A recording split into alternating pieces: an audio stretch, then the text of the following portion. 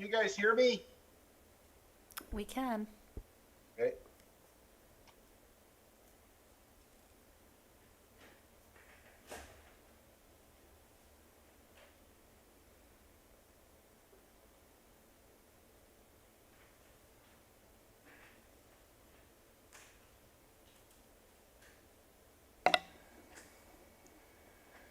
Okay, good evening. Due to COVID-19, Council is taking the necessary steps to limit in-person meetings. As such, members of Council are participating electronically, with myself here, physically distanced with the Clerk and the Chief Administrative Officer. The meeting will be live streamed. Residents are provided with the options to watch or listen to the Council meeting. You can watch it live on our website, www.springwater.ca live, or listen to the meeting from a telephone at 647-558-0588 using the ID 849-3872-6330 and the pound sign after that.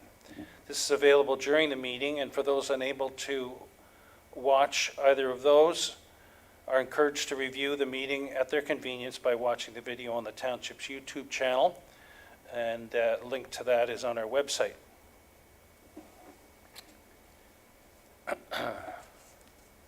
Okay, can I have a mover and seconder to open the meeting, please? Councillor Cabral, Deputy Mayor Coughlin, that the regular meeting of the Council of the Township of Springwater of September 2nd, 2020 come to order at 6:32 p.m. All those in favor? Carried. Anybody disclosing a pecuniary interest this evening? Okay, seeing none, we will start with the deputation's presentations, and we have at 3.1 on the agenda a deputation from the Elmville Minor Hockey Association regarding the 2020-2021 hockey season request, presented by Ms. Angela Birch. Ms. Birch, I believe, is on the line, and welcome. Thank you. Good evening. Thank you for giving me the opportunity to speak on behalf of Ellenville Minor Hockey. I'm the Vice President. Our President, Tina Robertson, sends her regrets as she's working this evening. I've served on the executive for over 10 years in a variety of capacities, and I've had children participating for approximately 14 years. It has never ceased to amaze me when I see what an integral role hockey plays in this community. It is not simply about playing a sport. Countless community volunteers have dedicated their time and energy to providing fun, representative, and local league hockey that instill the values of physical activity, fair play, sportsmanship, and respect for authority. These values are instrumental in building a strong community with parent leaders now and children who will become our leaders tomorrow. Volunteering, for example, at the local food bank has become a rite of passage for our oldest players. And then they, in their final years of hockey, demonstrate that the values of community involvement have been well received as they assist without hesitation. These same players return in large numbers as adults to help coach, train, and influence the next group of young people. Without fail, the hockey community has dedicated themselves to a wider purpose: support for families experiencing hardships, whether health-related, a death in the family, or a tragedy such as a house fire, never fails to exceed expectations. Through sponsorship, we have established integral links between our organization and local businesses and nonprofit groups, promoting them and their product within our membership and beyond, further cementing the importance of the opportunities hockey provides in our area. We want and need to continue providing hockey to our local families and to the community at large. The financial impact of COVID-19 has not been lost on EMHA and has put our financial stability into question. Our hardworking volunteers normally provide several sources of income that have now been affected in a significant way. Sponsorship, normally a $10,000 profit for Elmville Minor Hockey, is not possible at this time for many of our small businesses. We have had to cancel our largest fundraiser, the Fall Fair Dance, which averages year over year about a $30,000 income. Other canceled fundraisers include the golf tournament, which brings in $5,000 to $8,000 annually, depending on the weather, our Colts night, which is another $1,000 usually, and tournaments that garner about $3,000 to $4,000 each year. We anticipate no collection of gate fees, which normally profit approximately $4,000 after covering costs for gatekeepers, timekeepers, and referees. These numbers add up quickly and represent a significant shortage in funds. We continue to explore fundraising and cost-cutting actions, including our cash calendar, which was a new endeavor last season. Just today, executive members put forth another example of selling masks with the Coyotes logo. So we continue to look for ways that we can continue our fundraising. We also intend to use emergency funds that we have saved in the bank over the years, but we know we will still fall short. As you may imagine, the cost of ice rental is our biggest expense. It is in this area that we hope we can garner your support. If you refer to the previously submitted documents, you will find a proposal from Elmville Minor Hockey that shows that we are respectfully presenting this proposal for your consideration. We ask that Springwater Council approve a request by Elmville Minor Hockey Association to charge the minor non-prime ice rate for all ice time booked by EMHA at the Elmville Community Arena for the 2020-2021 hockey season only. This hourly rate would be set at $135.22 plus applicable taxes regardless of time of use. And that is the amount that I understand the approved 2020 ice rate to be. If you follow in the proposal, under the information section, we have several bulleted points. And I'll just quickly go over and give a bit of background to each one of those. So the first one says that EMHA registrants will see a 5% increase in fees. We do prorate it a little bit for the different age groups. So the youngest age groups pay a little less and the older age groups pay a little more. They get a little bit more longer practices and a few more ice times usually. We are really attempting to keep the increase to a minimum. Many families are probably facing financial insecurity at this time as well, and we are actually offering them a lesser program than we would in a normal season. So we are doing the 5% increase, but we feel that anything more than that may present undue hardships and prevent children from being able to play hockey. The second bullet, Elmville Minor Hockey will provide approximately 35% less game time. Over a normal season, a team will get 20 regular season games, plus playoffs, minimum of 8, and at least 2 tournament games that we cover with our home tournaments. So that's a minimum of 30 games, usually more over the course of the season. This year, we are estimating that teams will get 19, and these games, instead of being full ice 5-on-5, will be 3-on-3 or 4-on-4 due to our reduction in team size to respect cohorting. And so there is a significant decrease in the number of games. Some are at half ice, decreased length. It's about a 36% decline in game time. We will still be using the same amount of ice approximately, but we'll have more teams that are smaller. So that same amount of ice time divvied up over more teams is going to significantly increase or decrease the amount of game time they see. Which leads to the next point, about 30% less practice time. We're starting the season later than we expected, which is legitimate. We know we're waiting for the ice to go in when we know that it is reasonable to do so and our COVID numbers stay steady. So in a normal season, we get 2 to 2.5 practices per week from the beginning of September leading up to Thanksgiving, which won't be happening this year. So an example is last year, our Adam Rep team had 15 practices in those 5.5 weeks. All of our teams had about the same, maybe local league a little bit less. And throughout the rest of the season, Rep always gets an extra full practice every 2 weeks. So all teams get a practice in a game each week in a regular season. This time, we won't be able to provide that extra practice time that we were normally able to do, again, because we have more teams that need to see the ice. Also, no morning ice is going to affect, if there is no morning ice, it will affect our access to practice ice time as well.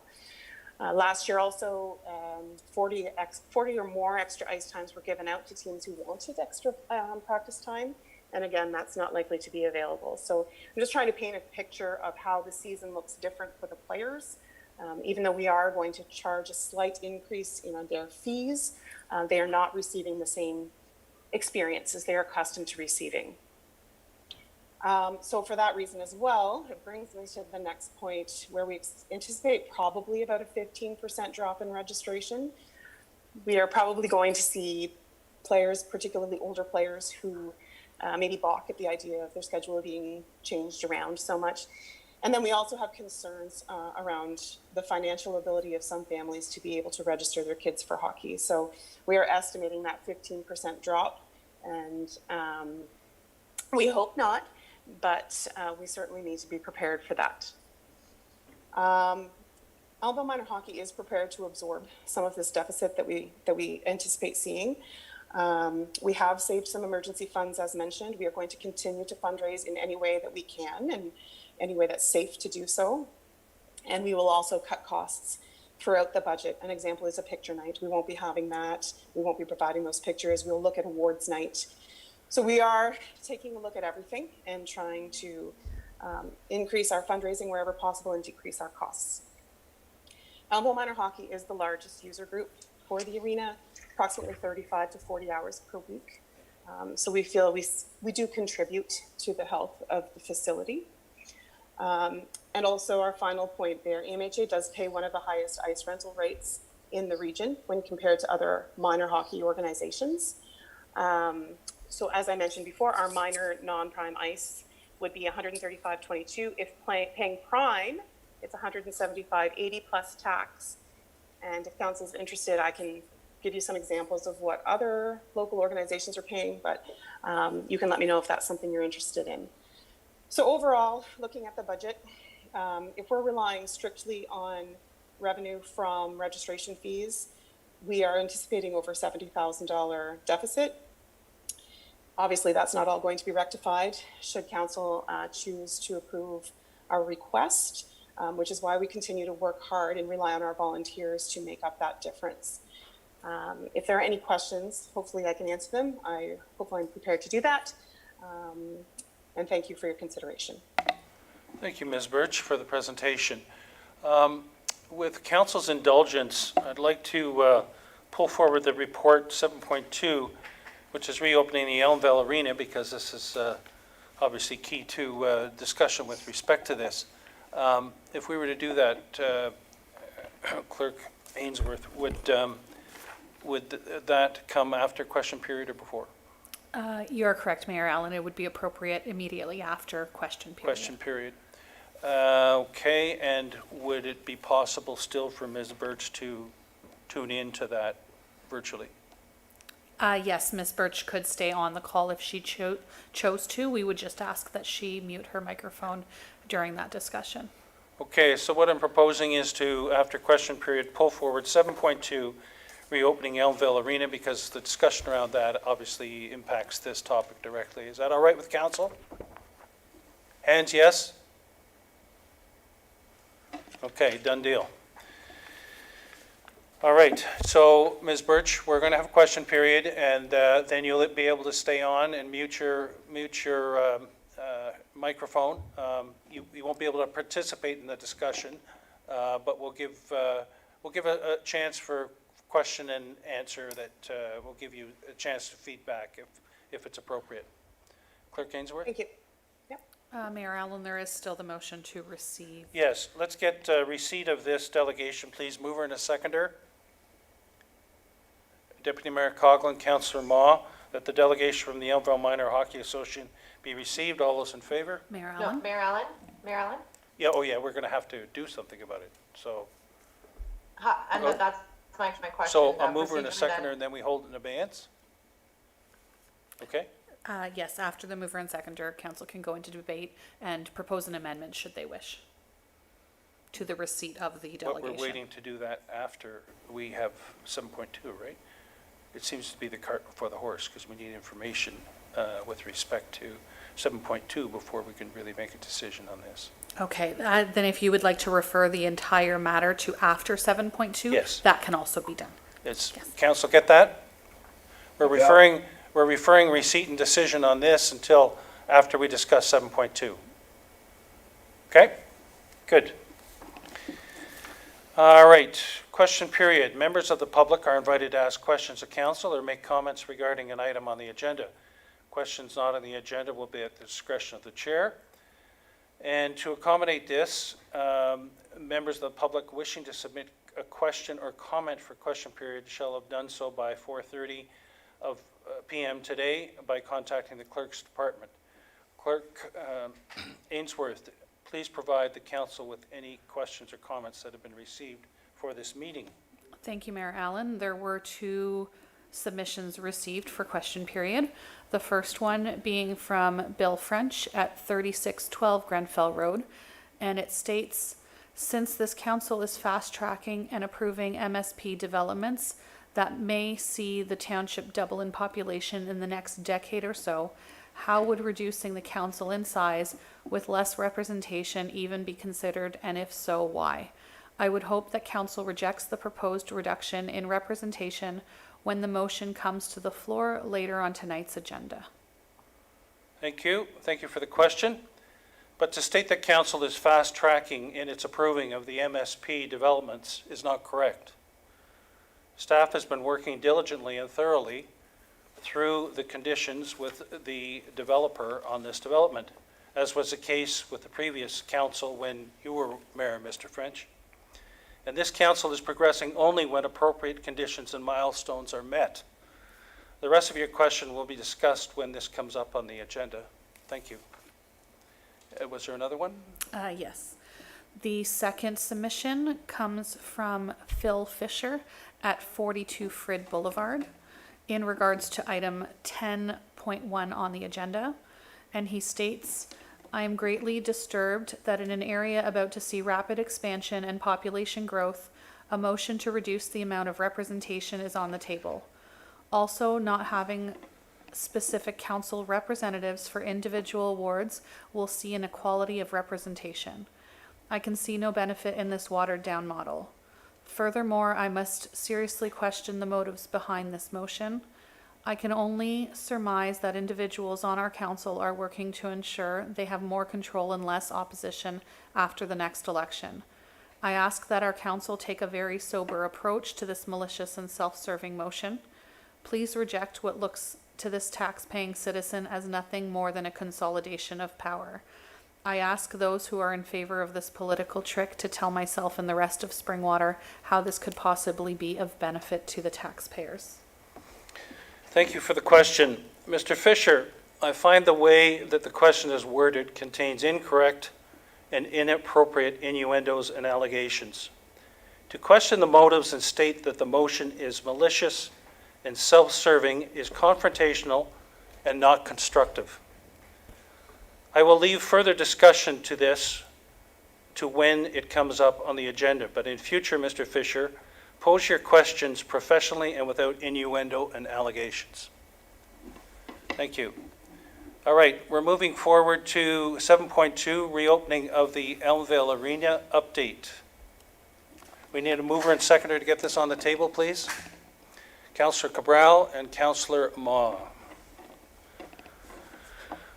That the report from the Recreation and Special Events, well, I don't need to read the whole thing right now, do I? Yeah. Special Events Coordinator regarding the reopening of the Elmville Arena update dated September 2nd be received, and that council hereby directs staff to begin to prepare the Elmville Arena to reopen for ice rentals beginning October 5th, 2020. So we won't vote on that now. No. Okay, before we get into discussion, we have our Recreation Special Events Coordinator, Brianna Dean, who prepared a report. And so between she and CEO Schmidt, I know that they were crunching some numbers. I'll start off by Brianna to give us an overview of the report, please, and then follow up with CEO Schmidt maybe to update on some numbers. Thank you. Good evening, Mr. Mayor and Council. Can you hear me? A little louder would be helpful. Yep, will do. Good evening, Mr. Mayor and Council. So for an overview on the report to Council in regards to reopening the Elmville Arena for the 2020-2021 winter season, some high-level overviews of the report are, we are now in phase 3 of reopening for the province. So for recreational facilities to reopen within phase 3 of the province, we are still considered a high-risk category. So we have very stringent protocols and guidelines and restrictions that we are required to abide by from the province, as well as the Simcoe Muskoka District Health Unit. And we continue to be in contact with each of those guiding bodies weekly on calls to ensure we are following all processes and procedures in preparing to open up our different operations. Some of the main facts about opening the Elmville Arena in this season during the COVID-19 pandemic are that we have a maximum of 50 participants or patrons allowed in each defined area of the arena. So the lobby and change rooms would be defined as one area.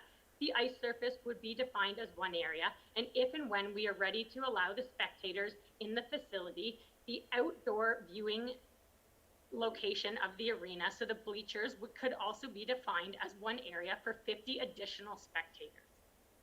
These restrictions also have to follow the guideline of allowing for 2 meters and 6 feet physical distance of all participants at all times when not on the ice participating in the sport. This further leads us to restrictions in capacities within our change rooms.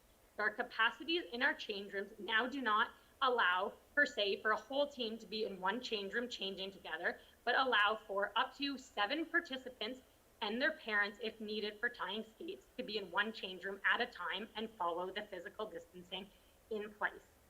Minor hockey is also restricted this year to having 9 players and 1 goalie on each of their teams. So this helps to accommodate for the physical distancing and the cohorts that are required within the mini leagues of 50 participants. These mini leagues will have 4 to 5 teams in them that will get them up to the 50 participants with the 10 players per team. Staff have recommended that the Elmville Arena do reopen for this season, although there will be additional costs to reopening the arena this year with the nature of the protocols that are in place.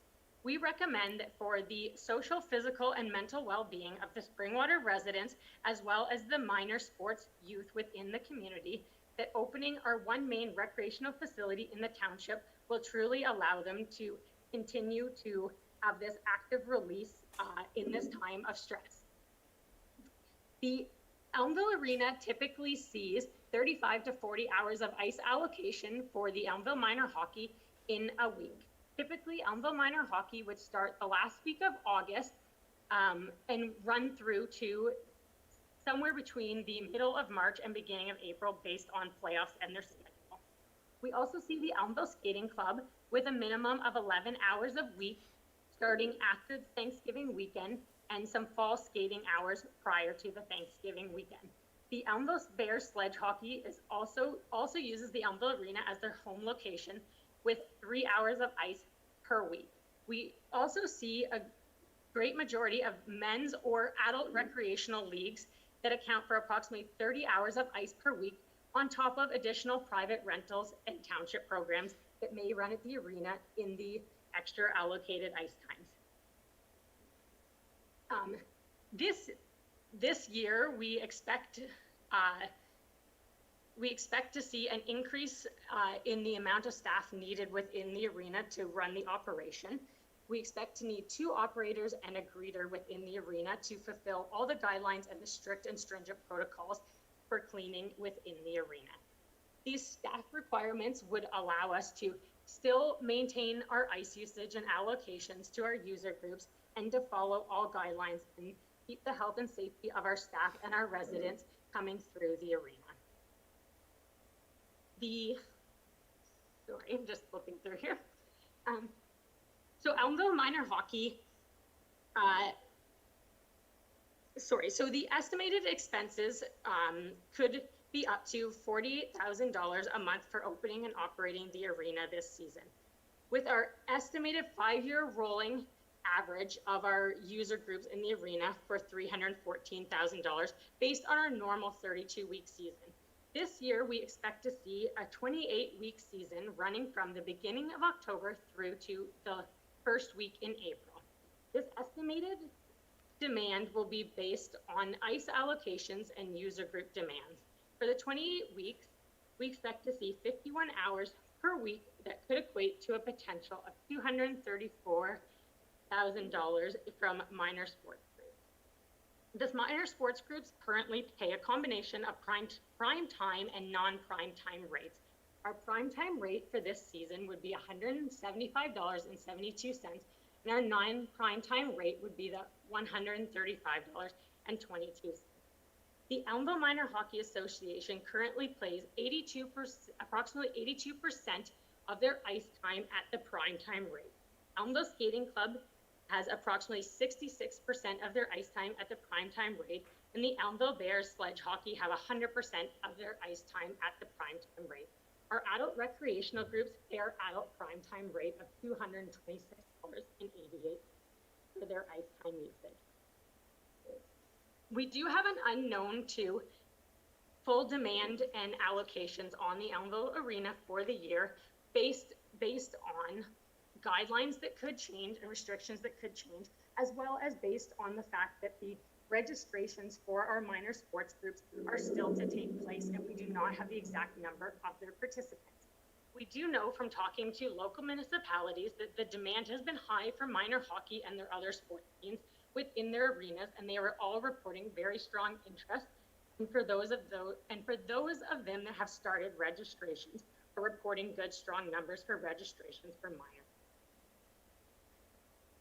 With the delayed start to 2020, the arena operational season will see some cost savings in the months of August and September in terms of labor and minor expenses that will not be used. We do have a lot of fixed expenses within the arena throughout the year. If we assume that we operate for a 7-month time frame, we could see a net impact this year of a difference of $72,934 in revenue that would not be accounted for.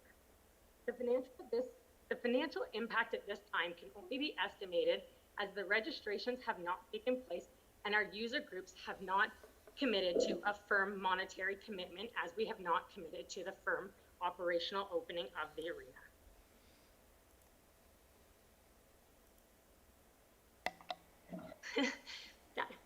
If there's any questions or comments, sorry, that was a lot, but hopefully I helped summarize some of it there. Thank you, Ms. Dean. And I'll turn it over to CEO Schmidt just to add anything before opening it up for discussion with questions from council. Thank you, Mr. Mayor, through you to members of council. And just to further echo the Recreation and Special Events Coordinator's comments, I think in addition to what was provided, I believe, from a financial perspective, we're looking at approximately a net impact of around $72,000. I want to be clear, though, that does not take into consideration the request this evening from the Elmville Minor Hockey Association. So should council consider the request from the Elmville Minor Hockey Association, we're estimating that the additional loss could be an additional $32,000 to $37,000. So instead of a $72,000 loss or a $73,000 loss, you're looking at approximately $105,000 to $110,000 loss. And I'll leave it at that for now, and be happy to answer any questions. Thank you, CEO Schmidt. So if this was done for the Elmville Minor Hockey, then it'd probably be natural that the other people would, revenue generators would expect the same sort of thing. And I believe you did a calculation that if the revenue was based on base rent across the board, what would be the impact of that? Thank you, Mr. Mayor. And so further to that, so if we were to consider all minor sports, not all user groups, but all minor sports, and considered a reduction to the $135 an hour, I believe the additional, it would be an additional $13K loss. So overall, it would be approximately $118,000 impact to the township. if we were to consider all user groups, not just minor sports, there would be an additional $12,000, so overall approximately $130,000 loss. And I'd asked Ms. Dean if I've misstated that, but I believe that's the numbers that we've come up with. Through you, Mr. Mayor, to CAO Schmidt, yes, I believe that is correct for the estimated additional losses. Okay, I'll open it up to comments, questions from council. Councillor Cabral? Oh, sorry. I'll open it up to questions. Councillor Cabral? Thank you, Mayor Allen. I'm just looking at the number there, and it equates to what we would consider a 1% tax almost. And in addition to that, I'm also curious to know from CAO Schmidt, are other impacts for non-rentals that we've incurred and probably will likely continue to incur, and that's going to also impact the township. I guess my other concern too is recently the Simcoe County District School Board has basically canceled all indoor permits, and they're reviewing their outdoor permits for September and October. And as we know, we did put some resources into the Elmville District High School, the addition there, and obviously with Simcoe County's mandate to cancel the permits, that's going to be impacting township as well there. And there's pretty well everybody, I think we'd have to agree, is in kind of like the same boat here. The downside is I think it would be difficult to accommodate one particular group without accommodating all the groups. So I'd like to know from CAO Schmidt if he might be able to elaborate a little bit on what our present situation is with rentals and loss of revenue there, as well as what the potential impact is now that the Simcoe County District School Board has canceled the indoor permits with respect to Elmville District High School. Thank you. CAO Schmidt? Thank you, Mr. Mayor, and through you to Councillor Cabral. I don't have that information or that level of information with regards to the community halls. I'm not sure if Ms. Dean has some of that information or can comment on that. I unfortunately don't have that on my fingertips here. I will state that, you know, we're trying to minimize all costs as it relates to our community halls as much as possible. Obviously, there are some fixed costs there, utilities and such that we're required to pay, but we are trying to minimize costs there as much as possible. With regards to the EDHS, the staff that would have been hired for EDHS have been reallocated to other areas in the municipality. So obviously with COVID-19 restrictions in place, we've had to beef up some of our sanitation requirements, whether it be at this location, at our fire station in Menacing, at the OPP headquarters, or not headquarters, but office there, satellite office, as well as at our yards. All of our yards have had to have increased sanitation as well. So those individuals have been redeployed to those areas. And so obviously we have incurred other additional costs from a sanitation perspective, PPE perspective. So there have been some additional costs that have been incurred by the township. Unfortunately, I just don't have that final number in front of me tonight. I will indicate too, or I will state that, in addition to all of those costs, which again, we would have to come back to council, or should Ms. Dean have some of that information, we can provide it to you tonight. There is the funding that has just been announced and will be receiving shortly through the Safe Restart Agreement that the province and the feds negotiated. And so the township's portion of the first phase is approximately just shy of $490,000, which obviously would go to assist with any impacts that COVID has had on the township. In addition to that, I believe there's a phase 2 of that agreement as well, whereby, the township should our impacts exceed the $490,000, then the township can apply to the provincial and federal government for additional funding through phase 2 of that agreement. So there are some further options there, I guess, but I'll leave it at that, and if Ms. Dean has other information that she can share, happy to have her do that. Through you, Mr. Mayor, to CAO Smith and Council. We have been tracking lost revenues or potential lost revenues for the community halls. I unfortunately do not have that spreadsheet in front of me tonight, but we can get that information to Council as we have been tracking all canceled permits and potential revenue coming forward that may not be booking based on the provincial restrictions that are still in place. Councillor Moore? Thank you, Mayor Allen. I have two questions. The first one for CAO Schmidt.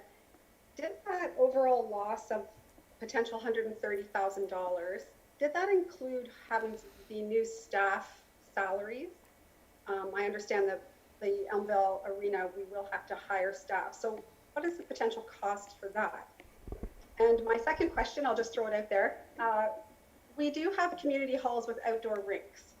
And I wonder if we could be exploring the maintenance and upkeep of those rinks. And I know Grenfell's far from Elmville, but Grenfell rink was built with in-floor piping to be ready for artificial ice if they were ever to put in a refrigeration unit. So I wonder if that's something that the Hockey Association is exploring. Thank you. CEO Schmidt?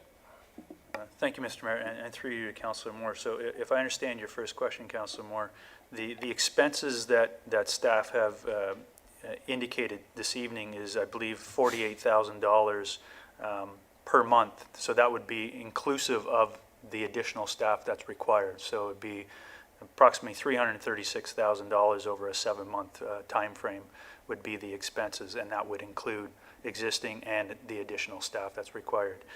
As for the outdoor rinks, we do have our manager of parks and facilities on the line here, and I'm not sure if Mr. Anderson is able to comment on that.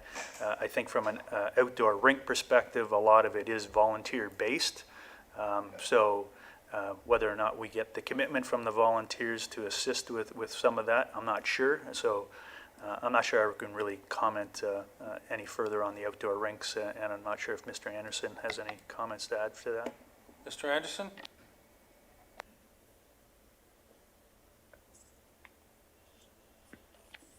Yes, through you, Mr. Mayor, to Council.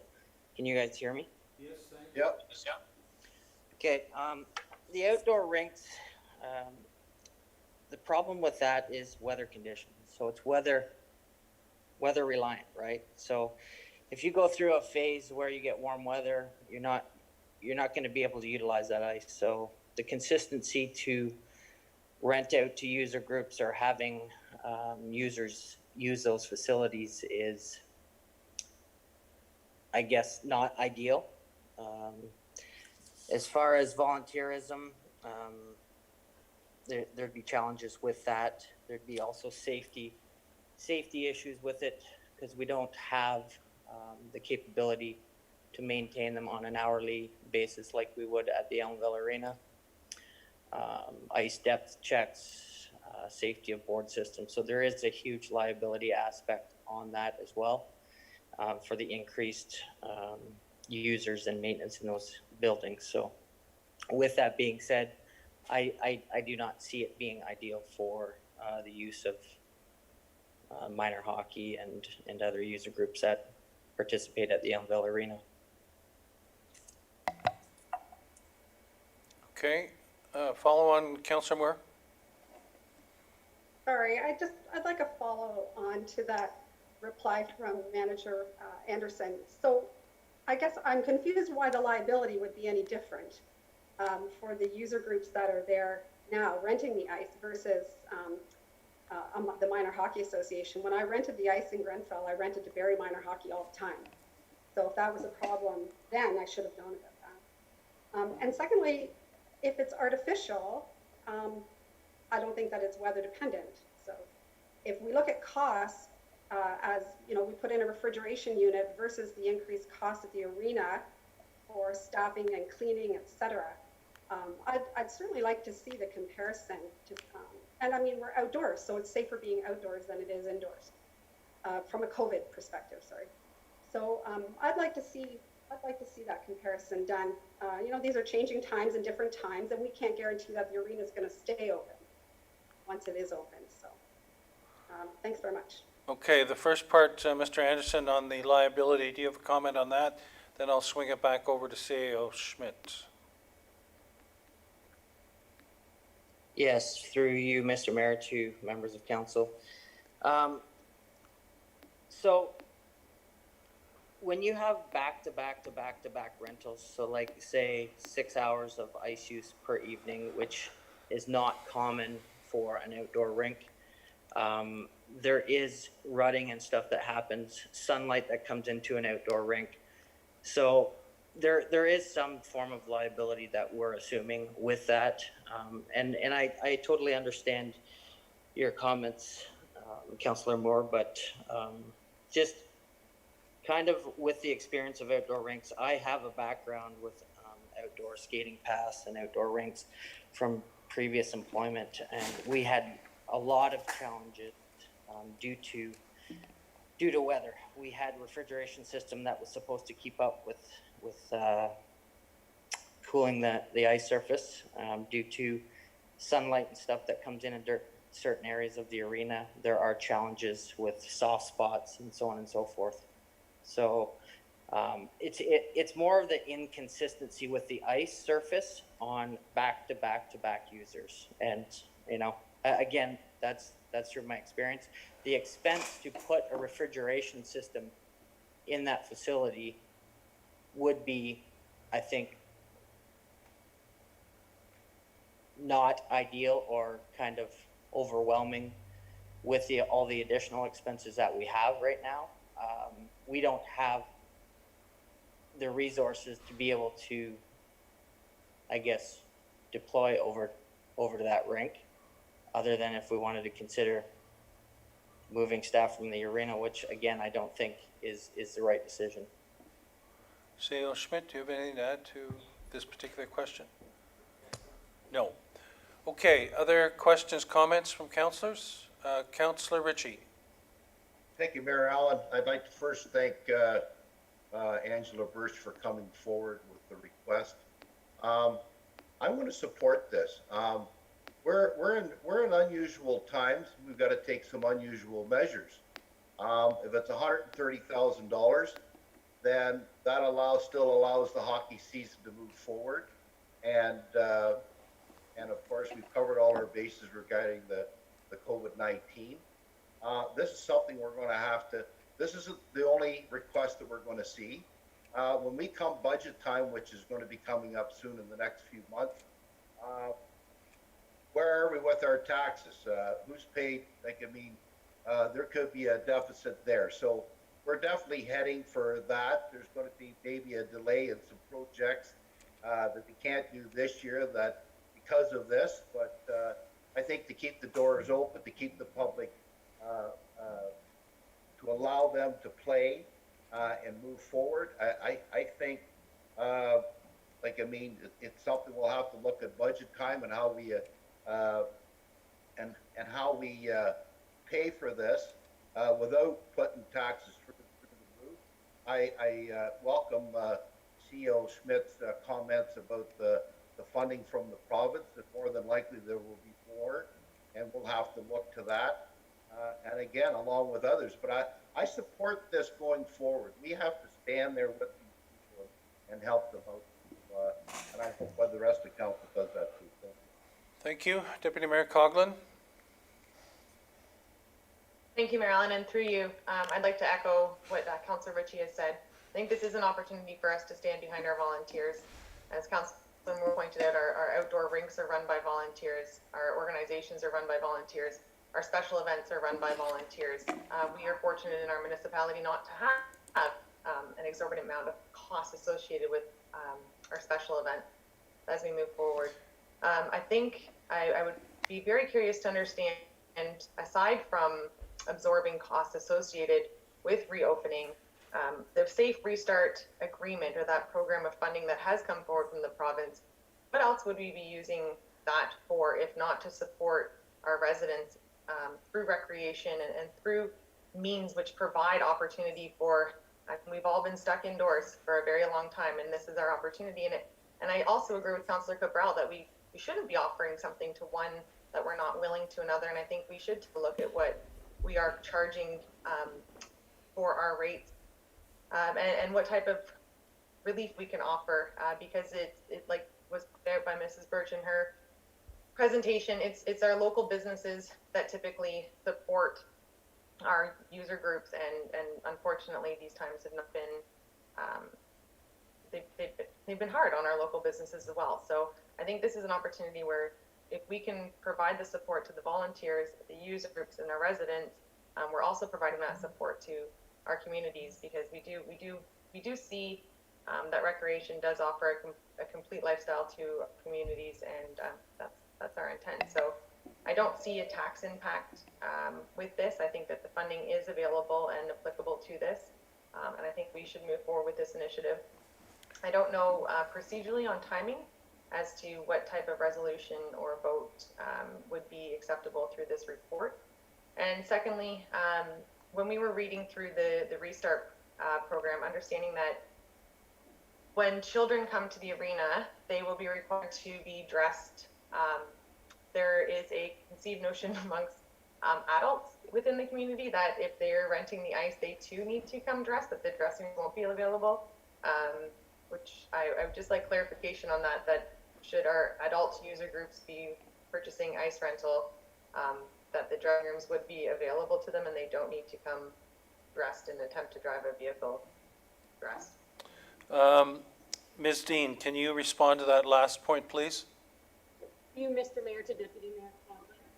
Yes, that is correct. Our change rooms will be open. We are asking people to come as equipped as is safely possible. So if they are driving a motor vehicle, we are not saying you have to have everything on you, but come as equipped as safely possible and be able to be in and out of the change rooms within 15 minutes is the allocated time for use of the change rooms. Our user groups, our adult recreational user groups, did receive a draft version of what our operational uses and protocols in the arena will look like this year, if and when we do reopen, so that they are able to start to plan their season. And that was sent out to users last week. We're the main contact for the user groups last week, so they could start to coordinate amongst themselves and figure out how they can operate as a league. Okay, Councillor Hanna?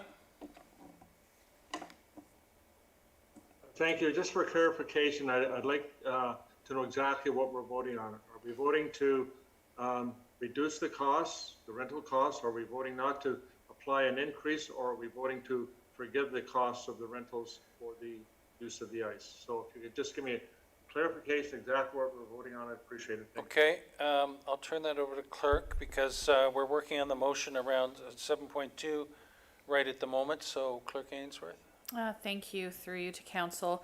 Currently, what is on the table is the motion regarding 7.2. So strictly for the reopening of the Elmville Arena and the installation of the ice.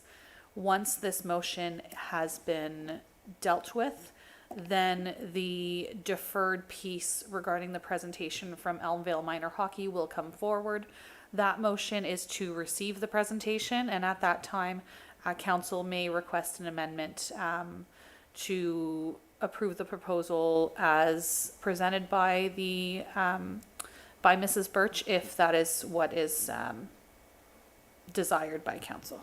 But clerk, back to 7.2, are we not looking first for an amendment to the recommendation as presented in the report to comment on the rate across the board that then would impact the delegation motion amendment? Because you can't accept 7.2, go back and then make an exception for Elmville Minor Hockey, and that begs the question, what are you going to do for everybody else? So we'd have to go back to 7.2. And that would be up to council should a member of council wish to propose a reduced rate for all user groups, all minor user groups, or whatever the desired outcome is, at this time would be where an amendment would be tabled. If council would just like to consider the proposal from Elmville Minor Hockey, then that would be done at the next motion once the motion to receive the presentation is back on the table for debate. Okay, so council, if somebody wants to propose an amendment to adjust the rate across the board, then this is the time and place at 7.2 to introduce that. And then we'll go back to the motion as amended, as it will be amended in the delegation. Councillor Ma. Thank you, Mayor Allen. Just, hold on, my dog's barking. Give him a bone. Maybe Councillor Cabral could go first. And my dog starts barking. Thanks. Just leave it on mute like he does. Councillor Cabral. Thank you, Mayor Allen. I'm just curious, with respect to possibly having one rate for the arena.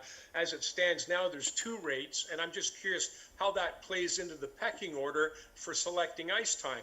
I would think that those picking primary ice time would get primary choice versus those picking non-primary ice time, and how that might be affected by this. Would everyone still get the same opportunity to access the ice if they're all paying the same exact amount? I think if we keep it at the same amount, no pun intended, but we'll be flooded with demand.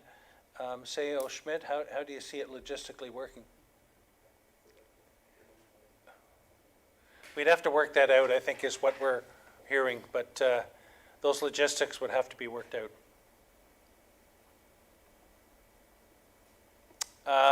Councillor Ma? Thank you, Mayor Allen. I also had the same thought as Councillor Cabral, but I also was wondering, raising the base rate, lowering the prime rate, and meet in the middle of like 145 or 150. Has that been in consideration? Did you catch that Through you, question? Mr. Mayor, I can comment on that a little. Yes, Ms. Dean, please. Through you, Mr. Mayor, to Councillor Ma and Councillor Cabral. So we do have an allocation policy for the arena and for all of our different facilities, whether it be ball diamonds or soccer fields. So the allocation policy does allow our minor sports to have first allocation rights within what their standard allocation ice times are. So we do have standard allocation ice times for minor hockey, sledge hockey, and figure skating. And then we have adult recreational use. So the adult recreational users do pay our full prime time rate to $26.88. And then our minor sports are the ones that fall into the two rate categories. You have to fall into the minor sport classification to be able to receive the reduced prime time minor sports rate of the $175.72 or the non-prime time minor sports rate of the $135.22. So I did do a comparison of the different ice rates of the local municipalities and what minor sports would pay in those different arenas. So we compared Clearview, which is Stayner, Creemore, Collingwood, Oro, Wasaga Beach, Innisfil, SF, and Midland, and the median rate for all of those arenas would be $147.84. Now, if Ms. Dean, if we were to allow the across the board reduced rate, for a better term, for Elmville minor hockey, how would that impact the booking priority for those who were paying the higher primetime rate vis-a-vis availability to Elmville minor hockey? If the delegation was accepted as on the table from minor hockey and the rate was just approved for minor hockey and not any other minor sports, we would still fall to our allocation policy unless there was a request to revise our allocation policy. And Elmville minor hockey falls within the allocation policy with figure skating and sledge hockey to kind of have first right of refusal to allocated booked ice times. So typically those booked ice times we do request to be in by the end of the summer. Obviously, given this year's circumstances, we have not had those times requested. So the allocation policy also does fall to past history of standard ice time slots that these user groups have. So they would have to forgo a standard ice time slot and give it back for someone else to pick it up. Councillor Ma? Thank you, Mayor Allen. So my thought is to keep minor hockey and figure skating and sledge hockey with the prime time ice rental, but lowering their rate, maybe not down to base at 135, but maybe lowering the rate to like 150, 145, but they still get the prime time ice. At least it helps them a little bit, maybe not as much as they want, but I also think we need to do something for the mental health of the kids, because I think they've been locked up way too long and they need to get out. So I think we need to help in some aspect of the cost to help them. Okay, thank you. The thought. Deputy Mayor Colgan, did you have your hand up?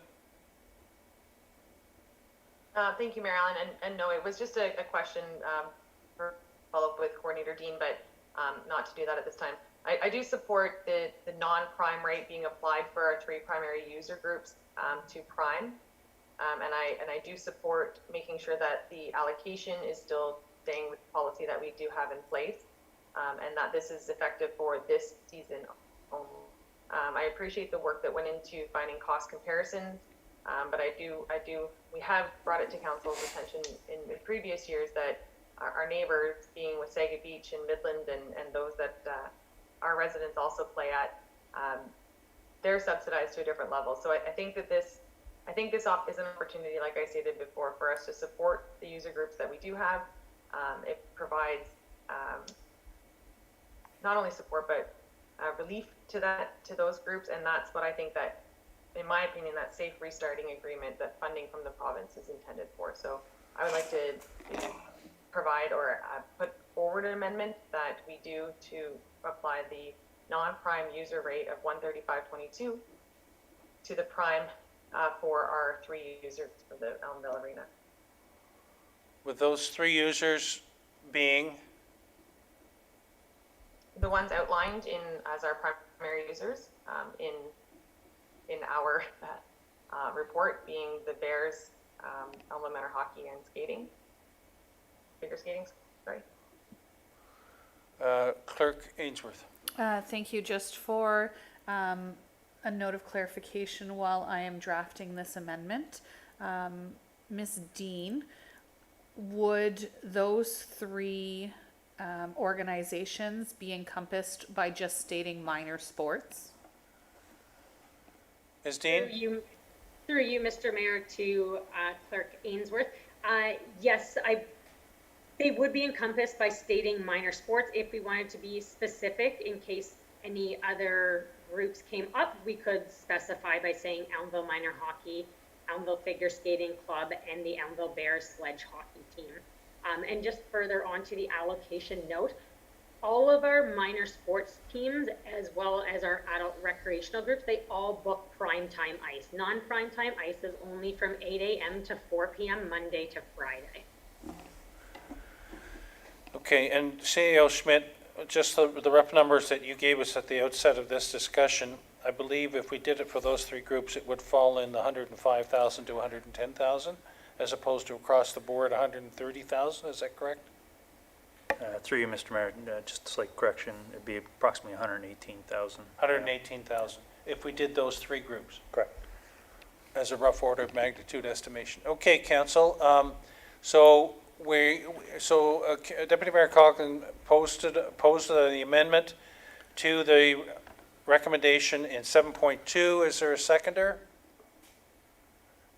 Councillor Ritchie, any further questions or discussions about that? Fine. Deputy Mayor Coughlin? Thank you, Marilyn. And just for clarification through you to CEO Schmidt, when you suggesting that the 118,000 is at request of EMHA. The request before us, the altering the prime time and the non-prime time between the 135 and the 175, that was the $13,000, correct? That's what this amendment would be costing in addition? The other, I'm just wanting clarification on that, please. CEO Schmidt? Through you, Mr. Mayor, to Deputy Mayor Coughlin. So based on the staff report as currently prepared, there's a net impact of $72,934, which considers the prime rate being charged. If the minor hockey rate was only adjusted, that would essentially move that $72,000 or $73,000 to $105,000, to about $105,000 in addition, or $105,000 loss. But if you include the all minor sports, which is skating club and sledge hockey, we're now looking at about $118K overall. Thank you. And just so those costs are, that incorporates staff time and all the other impacts due to the new reopening ban through COVID. That is what we're projecting the net loss to be, which would include all of the additional staffing costs, yes. Okay. Any, Councillor Ritchie? Mayor Allen, I just want to point out to council that the economic impact of this arena is huge in the village of Elmville and the surrounding areas. So by moving forward with this tonight on our part and allow them to move forward and provide hockey, the economic impact to the businesses here, like as I said, what we lose, they gain as well too, because there's so many people that come into the village to do business. So, the economic impact is huge. The spin-off would be great, and it's just another reason why we should get behind and support this. Thank you. Thank you. Okay, I'm going to get Clerk Ainsworth to read the motion as amended, please. Thank you, and to check with the mover to ensure that I've put everything in that is expected for this amendment, that the motion now before council be amended as follows. Add, and that council authorize a reduced rate for the Elmville Minor Hockey, Ellenville Skating Club, and Ellenville Bears Sledge Hockey to the non-prime minor ice rate for the 2020-2021 season without effect on the allocation policy. Okay, so we're voting on that. All those in favor? That is carried unanimously. Thank you. So going back to the delegation, Clerk Ainsworth. Mayor Allen, and now there is still the main motion as amended for item 7.2. Okay, please read that. That the report from the Recreation and Special Event Coordinator regarding reopening of the Elmville Arena update dated September 2nd, 2020 be received, and that council hereby directs staff to begin to prepare the Elmville Arena to reopen for ice rentals beginning October 5th, 2020, and that council authorizes a reduced rate for the Elmville Minor Hockey, Ellenville Skating Club, and Ellenville Bears Sledge Hockey to the non-prime minor ice rate for the 2020-2021 season without effect on the allocation policy. All those in favor? Carried. Thank you. So moving back to the delegation. Go ahead and read that, please, as amended. The original mover was Deputy Mayor Coughlin and seconder was Councillor Chapman. And the motion simply reads that the delegation from the Elmville Minor Hockey Association be received. Okay, so can you propose the appropriate amendment to dovetail in with what we just passed at 7.2? Based on the past motion, it does take into consideration the proposal from Elmville Minor Hockey, and as such, an amendment would not be required to this motion, as Okay. it was dealt with the previous item. Okay, good. Everybody clear? All those in favor? Carried. Thank you. And thank you, Ms. Birch.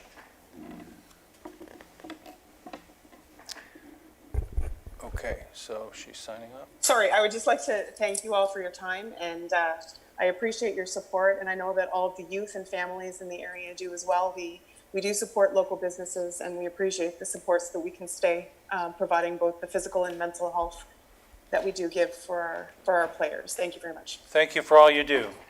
Take care, Thank you. stay safe.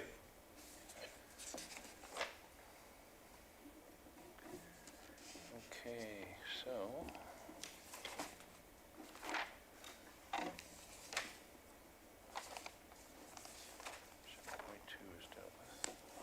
All right, moving back up to 5.1, minutes. Can I have a mover and a seconder to get the minutes of council on the floor, please? Councillor Cabral, Deputy Mayor Coughlin. Any comments on any of these minutes 1 through 5? Okay, that the minutes of council listed herein be approved as presented. Special meeting of council July 27. Special meeting of council closed session July 27. Special meeting of council public meeting of July 27. Special meeting council August 5. And the regular meeting of council August 5. All those in favor? Carried.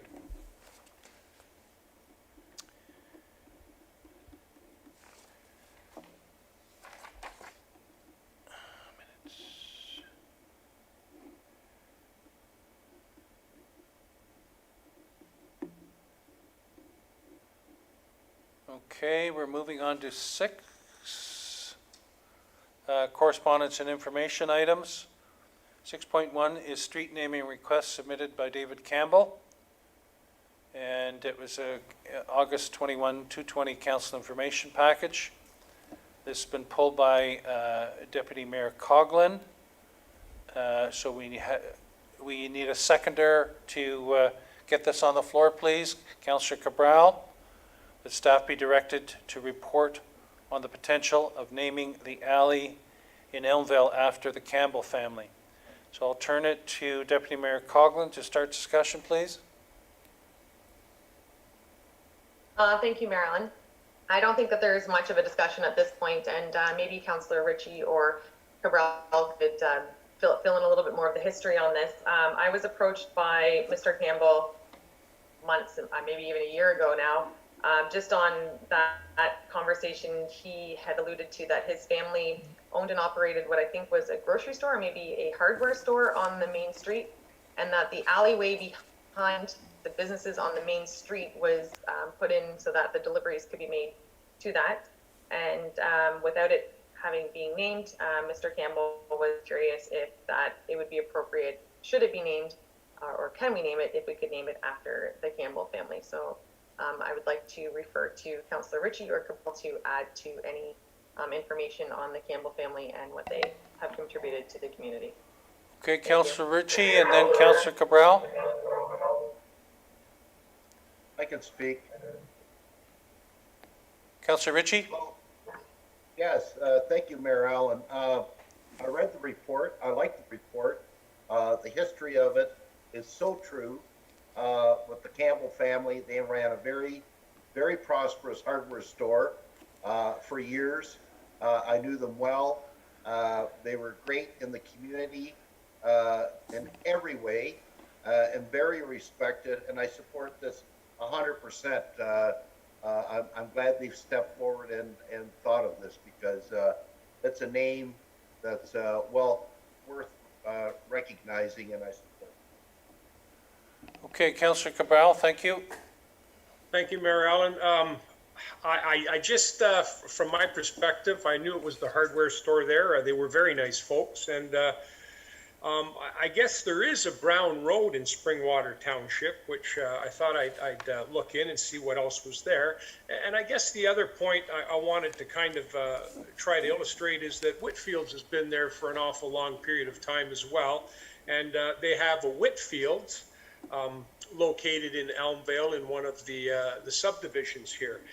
And I guess really when it comes to the laneway, I think it would be more of a symbolic naming of this particular stretch of pavement than anything else. I can't imagine anybody's going to be getting any mail addressed to them on a laneway that actually has no street numbers attached to it. So I wonder if there's a way, rather than making it an official laneway per se and have it actually transported up to Google Streets and Maps and everything so that it shows up on there, if there might not be some other way to possibly recognize the Brown family with the laneway without kind of actually going through all of those formalities, because I don't really think our street naming policy addresses something specific to an existing stretch of pavement that really isn't really a street or a roadway. So that's my only concern here. I certainly think it would be nice, but I don't know if actually the formality of recognizing it and having it go through up all those steps, being included in maps and Google Maps and everything else, when there's not going to be an address on that stretch of pavement. That's all. Okay, take your comments. Okay, see Deputy Mayor Coughlin has her hand up, maybe a comment with respect to that, and then I'll forward it to Director Coleman.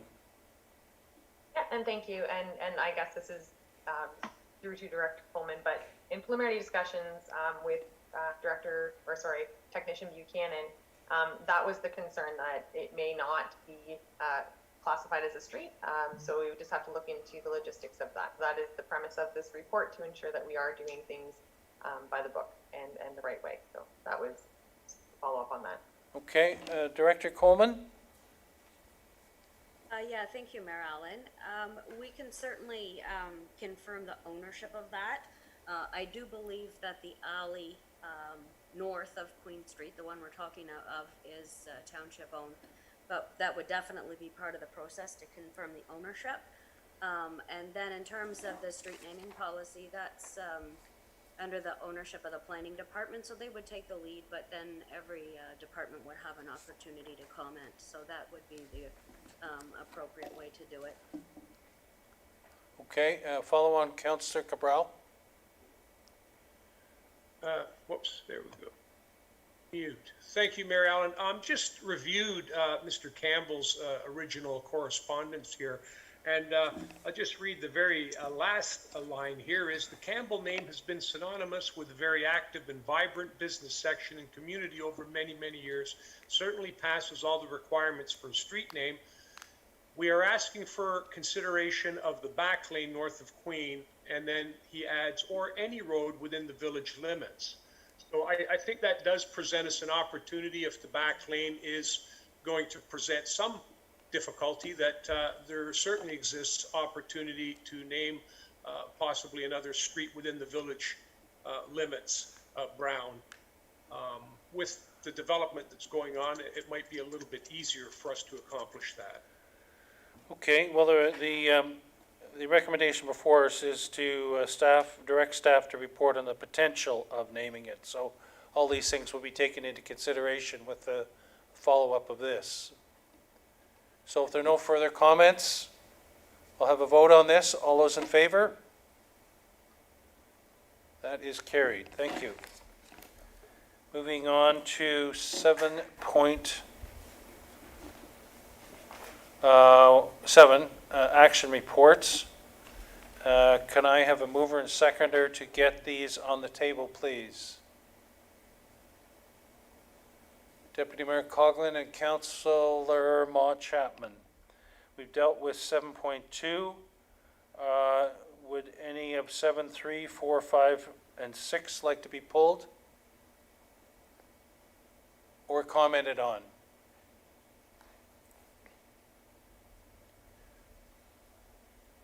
No comments on 7, 3, 4, 5, or 6? Okay, so I will read.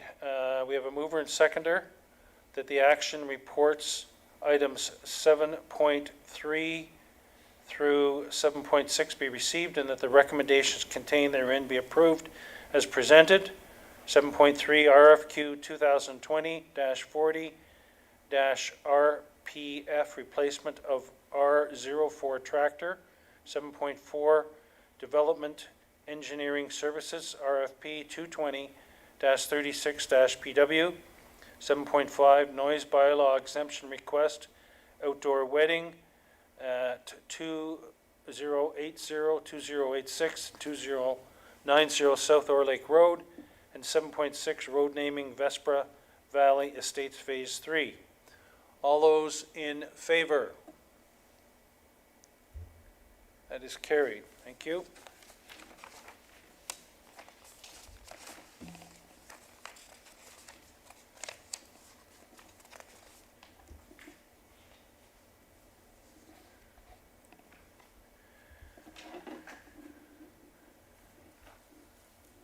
Okay, moving on to 8 information reports.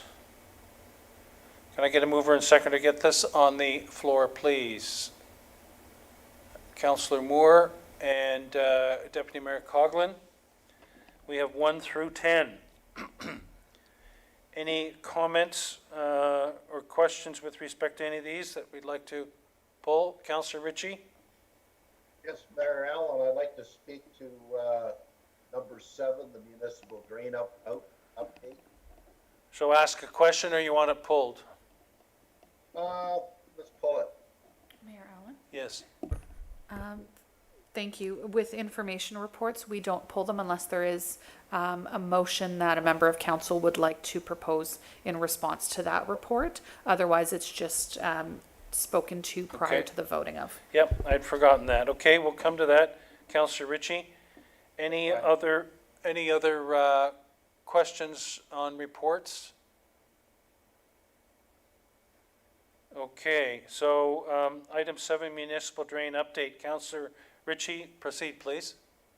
Thank you, Mayor Allen. I just want to compliment Mr. Buchanan. I had a chance earlier today to be in the admin center there and complimented them.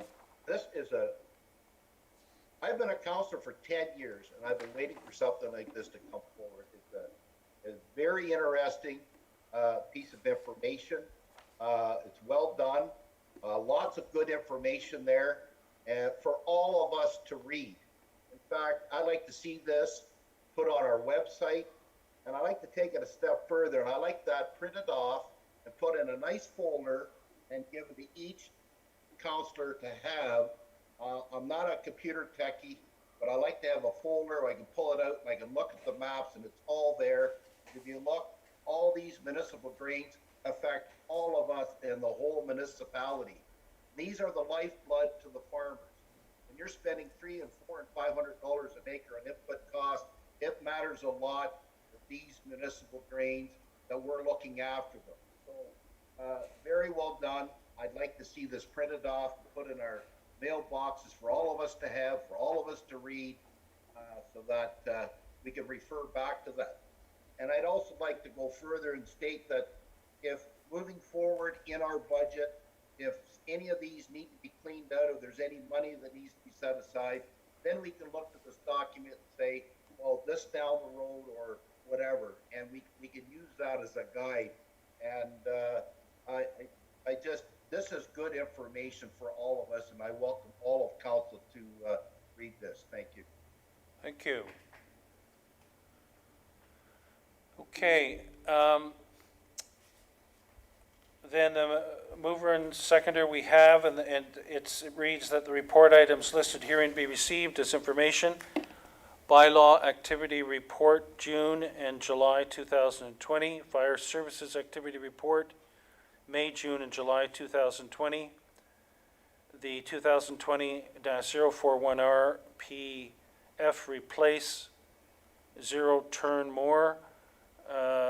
Municipal drain update, 2020 Springwater Swing Funds update, ZB 2020-008 Elmville Village Subdivision 2006384 Ontario Inc. Gallo Phase 2, part of north half of Lot 7, Concession 8, and finally Virtual AMO 2020 Annual Conference. All those in favor? Carried. Okay, next we have verbal reports, official plan update, and economic development update. Director Spagno. Thank you, Mayor Allen. The only update I have is with respect to the cannabis production facility initiative that's ongoing. Just want to let council know that the survey that was discussed, I believe it was last week, is going online, or is online currently, for residents to provide their input. As discussed at council, we were providing for 1 month for comments. So if you talk to any of your constituents, you just let them know where to find that survey. And staff, if they want hard copies, staff can also make available hard copies where necessary. With respect to economic development updates, staff will be producing an update report on the status of the CIP program and the activities and applications that have been approved to date. And in addition to that, there will be an update report on economic development initiatives in 2020, just to set the stage for where things sit now, and hopefully set the stage for when we start to get into budget deliberations in the upcoming months. Thank you. Thank you. Any questions to Director Spagnell? Okay, Midhurst Development Update. CEO Schmidt, please. Thank you, Mr. Mayor.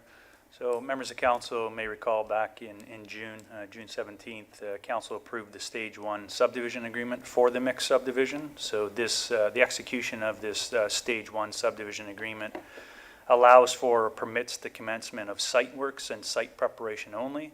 So no internal or external infrastructure is permitted to be constructed at this time. I know there were some comments from residents, but there is no infrastructure that is permitted, like I said, or allowed at this time. With that said, staff is working with the consultants, engineering consultants, as well as our legal, along with the developers on a stage 2 subdivision agreement. So we're currently drafting that, and likely having that come to council for your consideration in October.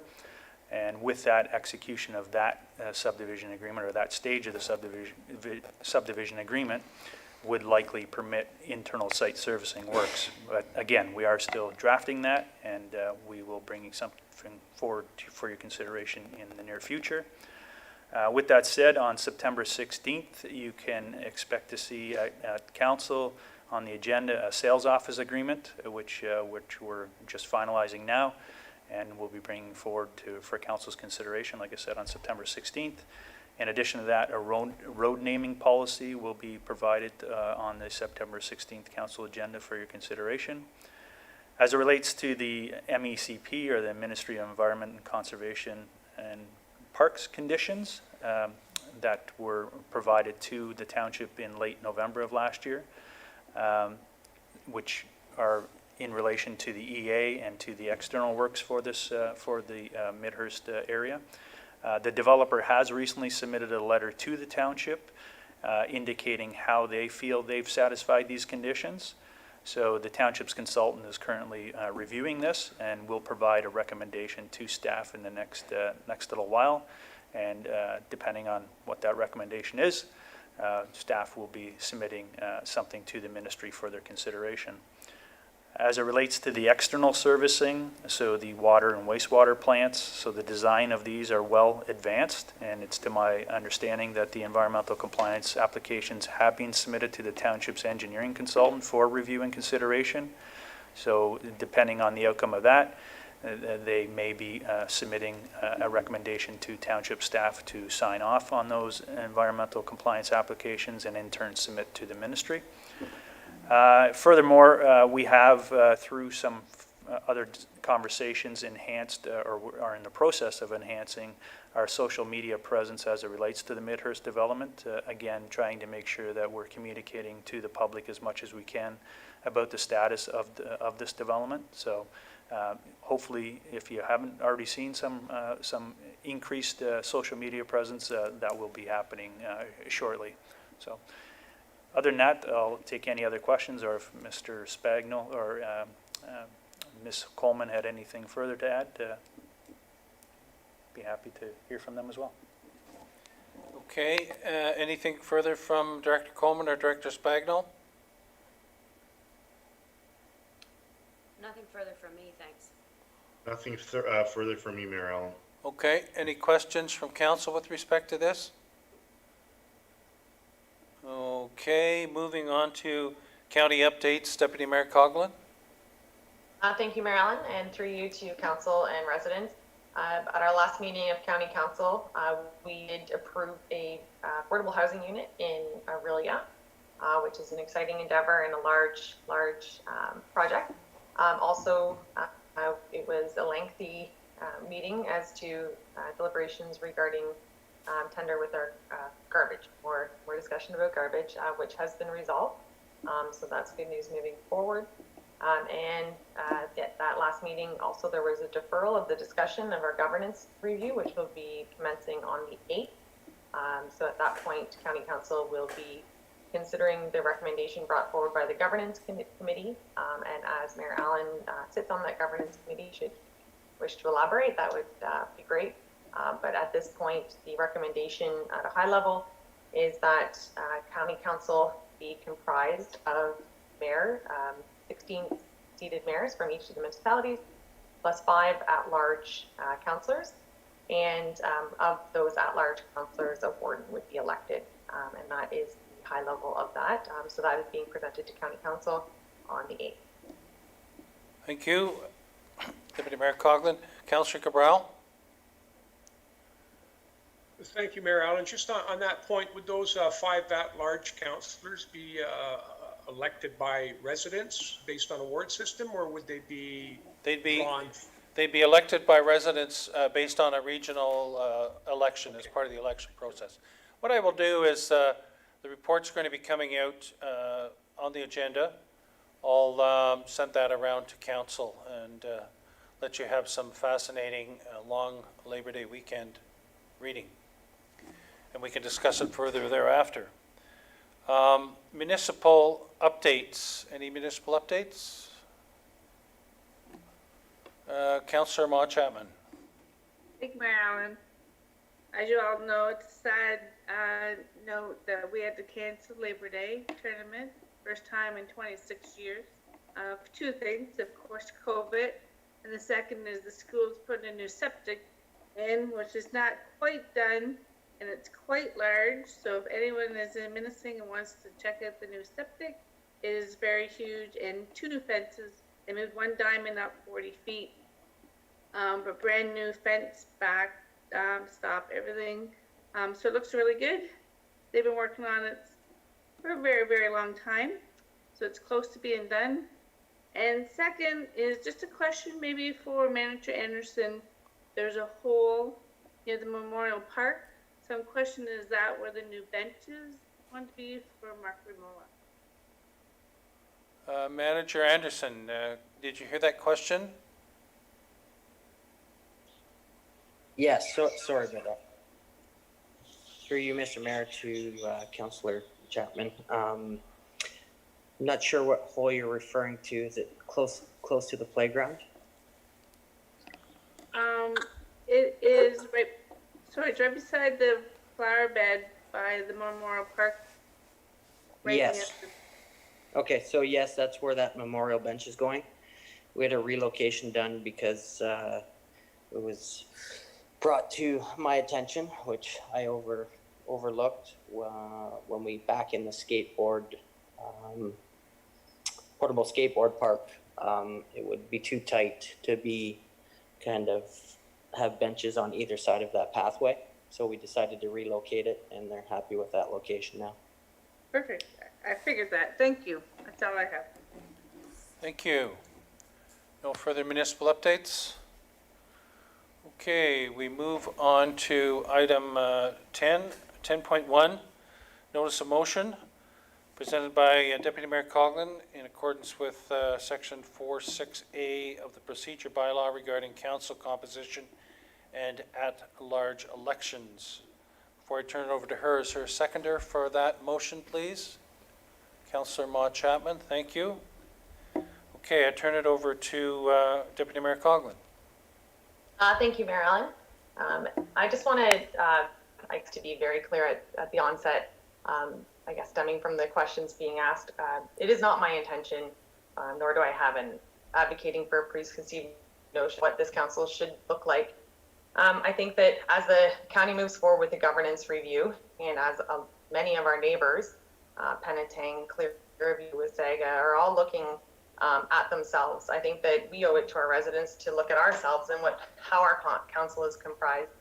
I will agree that we are growing. We all know that. And maybe a decade or so, as to quote from now, the council of the day will need to relook at it. But I think that we owe it to ourselves to examine this motion that's going forward to the county council next Tuesday does not have the deputy mayors sitting at the county table. And my question then would become, what purpose do we have for a deputy mayor should they not be representing the constituents at the county table? Maybe we need to look at removing the deputy mayor position. Maybe we need to look at consolidating 5 wards into 4. Maybe we need to look at making it more wards or less. So in no way was my the 2 items on the notice of motion to be speculated as a preconceived or a malicious intent to reconfigure a council. It is my intent, and I think it's our responsibility to take a look at ourselves, and we do owe it to our residents. Maybe we can. Maybe we only need 5. If you look at the composition of the Council of Penetang, they have 9 councillors for 6,000 people. Each councillor represents less than 1,000 people. And then you look at ESSA, who has 5 people for 20,000, and they represent over 4,000. So we have to find a middle ground. We need to understand what works best for Springwater, and we don't need somebody else dictating to us, whether it be the county or whoever.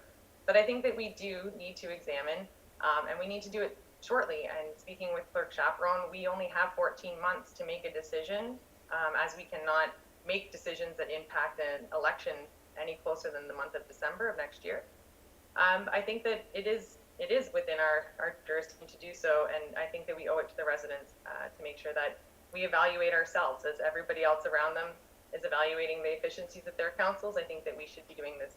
I do understand that it's a difficult decision for some politicians to make a vote or to open a conversation that could result in their actual job being removed. But I think that that's our responsibility. That's what we're elected to do. We're elected to make hard decisions. And I think that maybe the information that comes forward is that our council, comprised of 7 with a ward system, is reflective. And it is the best option for Springwater. But we do need to take a look and to assess this moving forward. Thank you. Councillor Moore? Thank you, Mayor Allen. I did have a conversation with the clerk today about this. We are already paying a consultant to do a service delivery review. And if I could ask the CAO, if in that review, it also encompasses councils and council size, ward boundaries, for instance.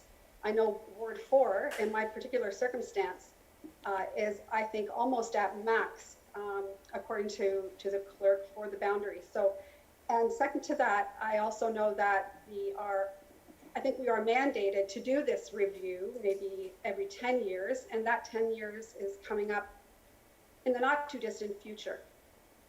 So maybe you could answer that for me, please, CAO Schmidt. CEO?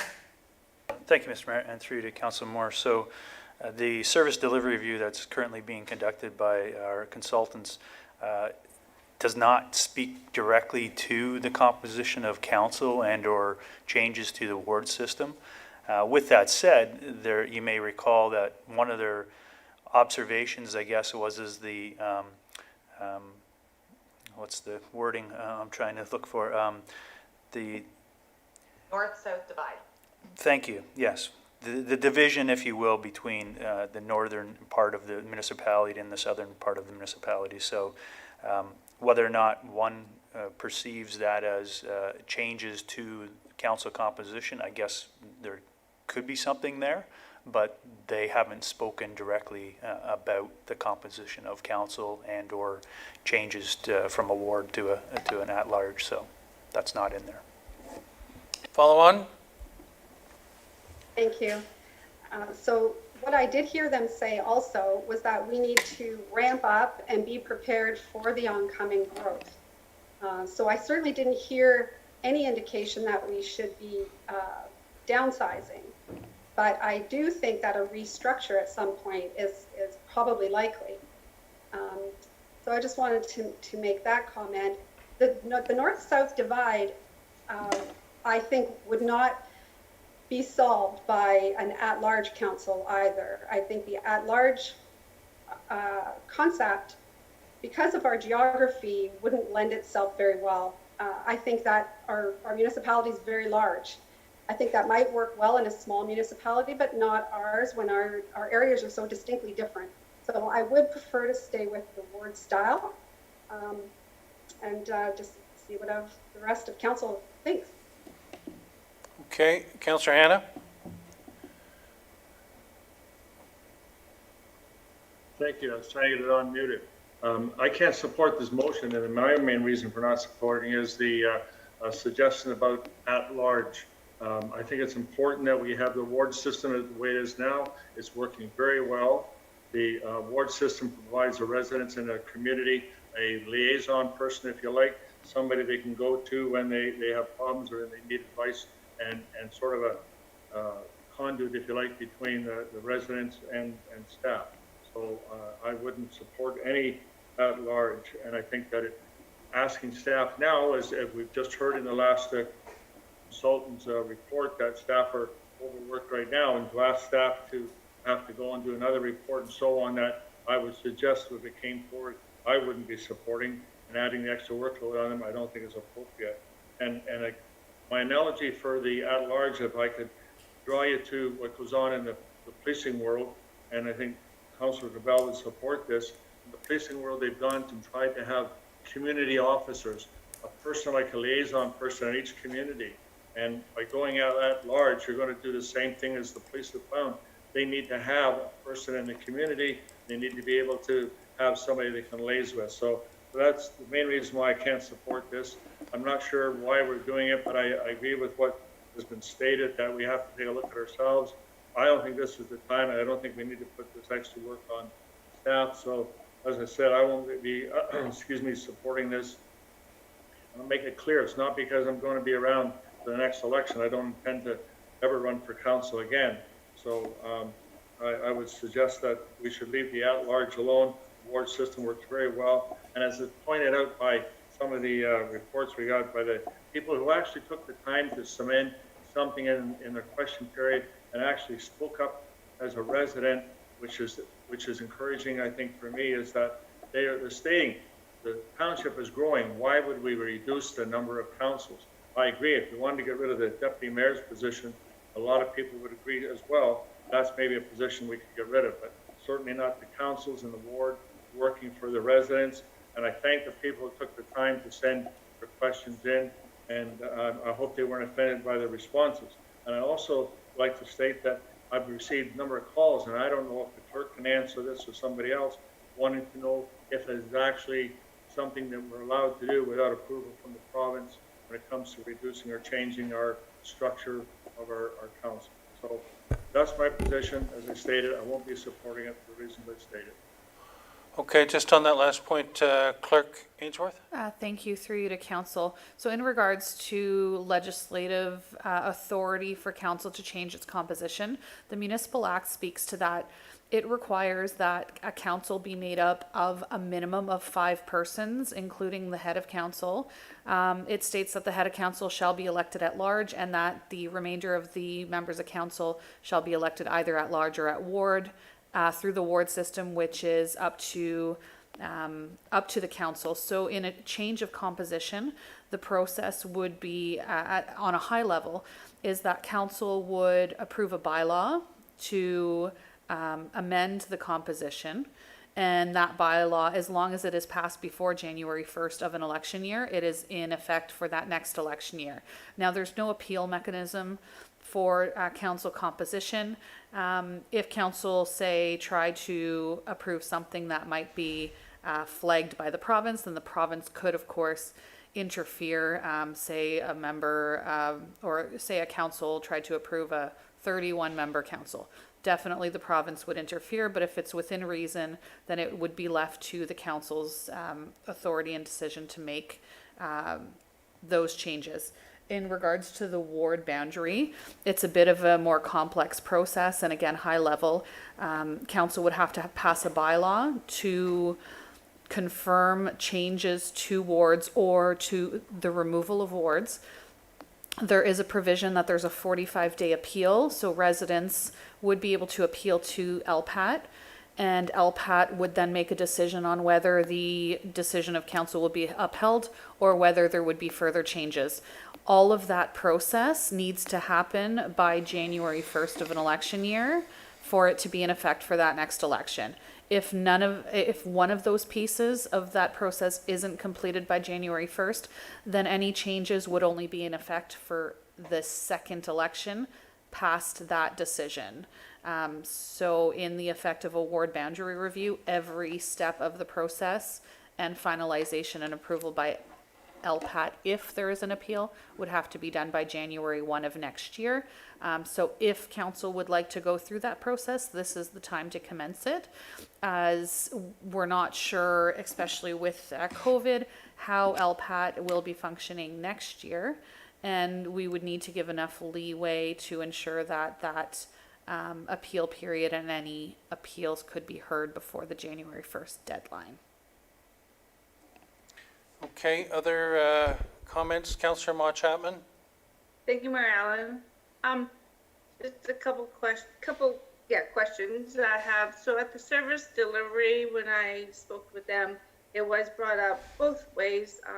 We did talk about the secondary plan did come up where our spring water will be growing. He also talked about other municipalities plus ours, where lots of talk were about reducing or adding to the council.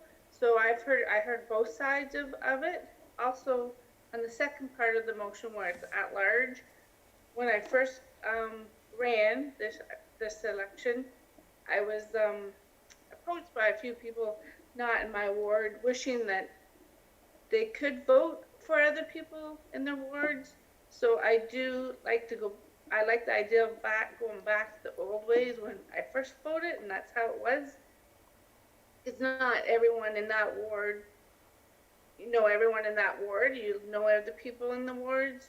Let's say Elmville or whatever, and they wanted to vote for not just their own councillor.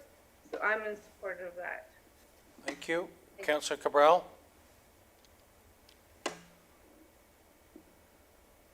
There we go. Thank you, Mayor Allen. In particular, number 2, I certainly cannot support at large. I could see at large councillors in addition to the ward system, but certainly not in lieu of the ward system.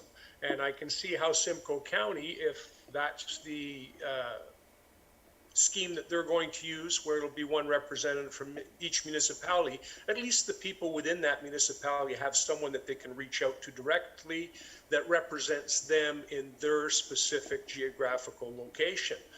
The at-large ones in the ward system, once again, they're at-large, but they're going to be selected from just a larger geographic area that will have boundaries to it. So I really don't like that part. I have to agree that even prior to coming on to council, I really didn't understand the need for a deputy mayor. It's something that could easily be rotated through. Some of the larger municipalities didn't have deputy mayors until recently, and I think I can look to Barrie for that. And I think it's also rather interesting that the Municipal Act specifies 5 council members. With the growth that's going to be happening, and we like to say it's all happening in the south end, but here in the north end there are some things coming online, not just within our township, but also a couple of the other municipalities that border us. And when they grow, whether or not they're within our community or not, they do have impacts on our community, and some of those impacts do cause the residents to reach out to their local councillor. And for those reasons, I can't support this. I mean, I could certainly see not having one member on council, but I think the way this municipality is headed, even if they aligned boundaries for the wards, you might see another councillor added rather than have a deputy mayor. So those are my thoughts. Okay. Deputy Mayor Coughlin.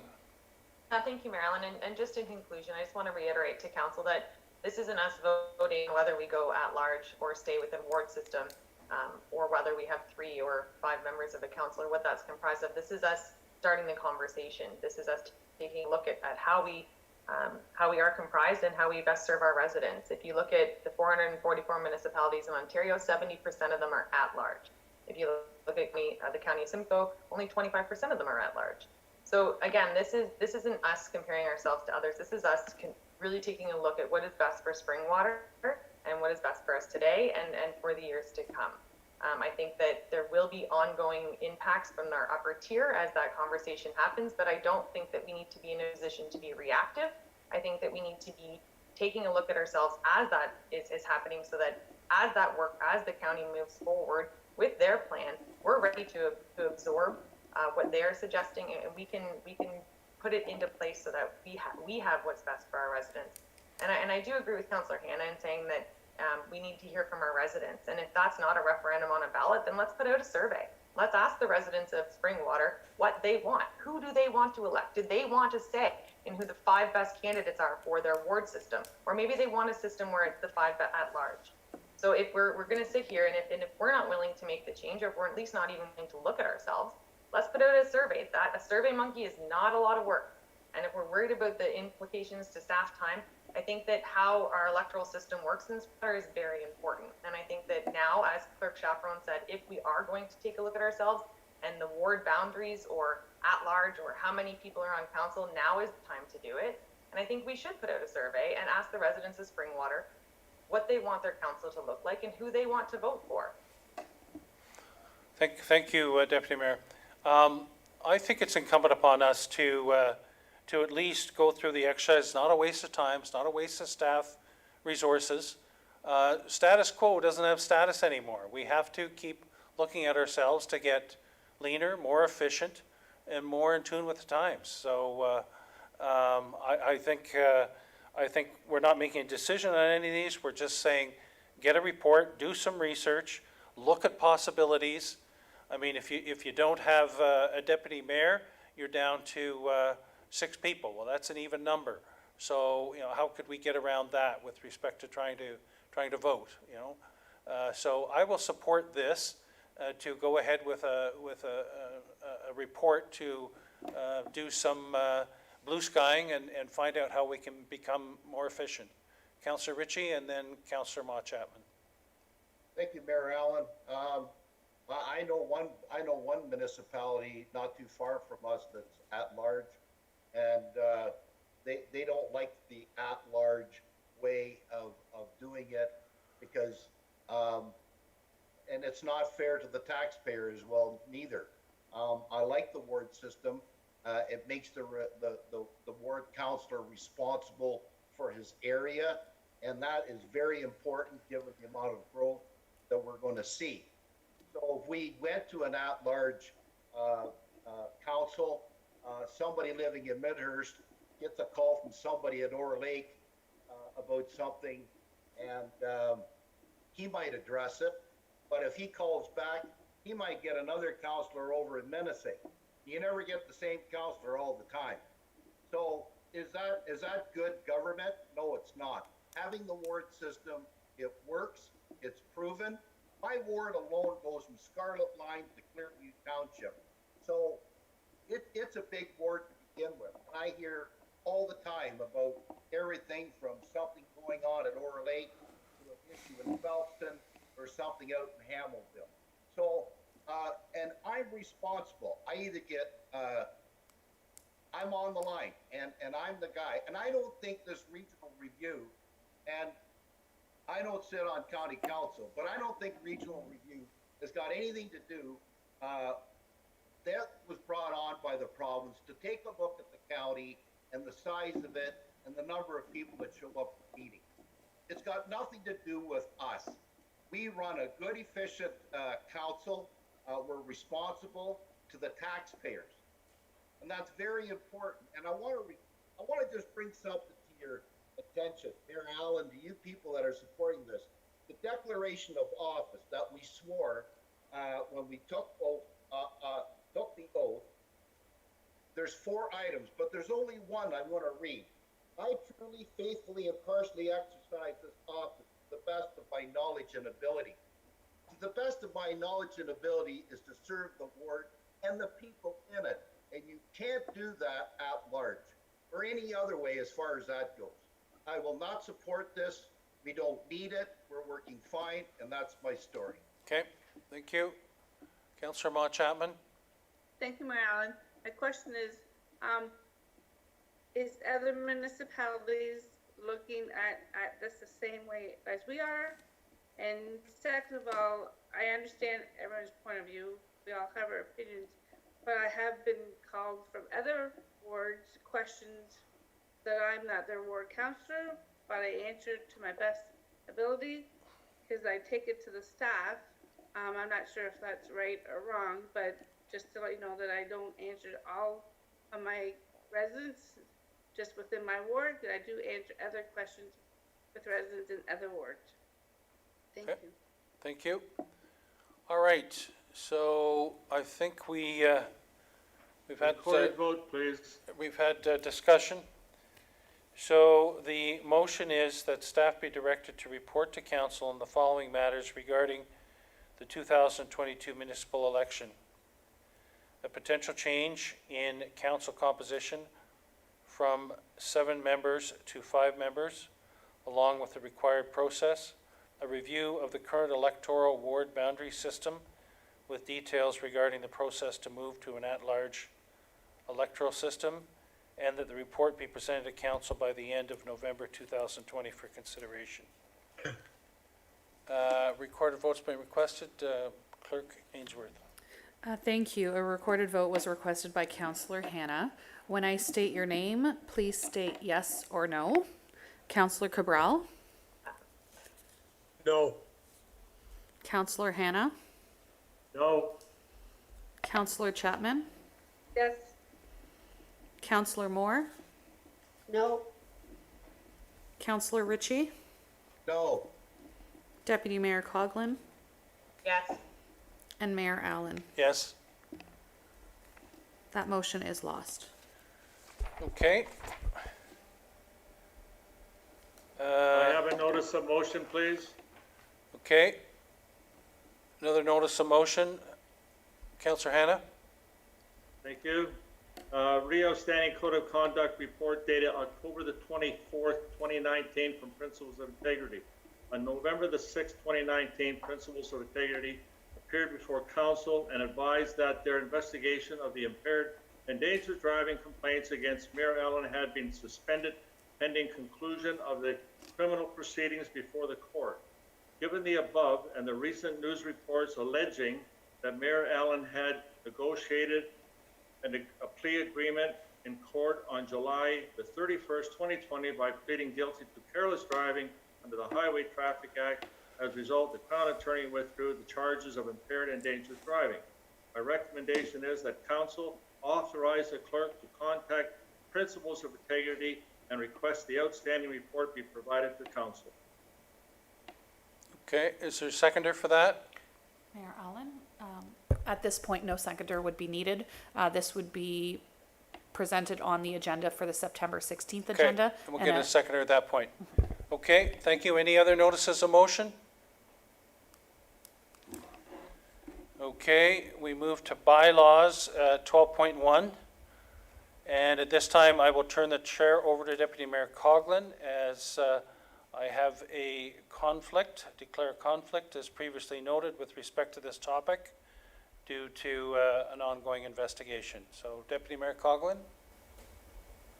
Thank you, Mayor Allen, and for you, we need a mover and seconder for bylaws, please. Councillor Moore and Councillor Chapman. And the recommendation that the bylaws listed herein be signed and sealed by the Mayor and Clerk. 2020-064, appoint Integrity Commissioner Robert J. Swayze. And 12.2, 2020, nope, that was it, sorry, that one. And at that point, all those in favor? And that is carried. And at this point, for the confirmation bylaw, I will turn the chair back over to Mayor Allen. Thank you, Deputy Mayor Coughlin. So we, at the confirmation bylaw 13.1, can I have a mover and a seconder for the confirmation bylaw? Councillor Moore and Councillor Maude Chapman, that bylaw 2020-065 to confirm and adopt the proceedings of council at the regular meeting held on September 2, 2020, listed herein, be signed and sealed by the mayor and clerk. All those in favor? Carried. And a mover and a seconder to adjourn, please.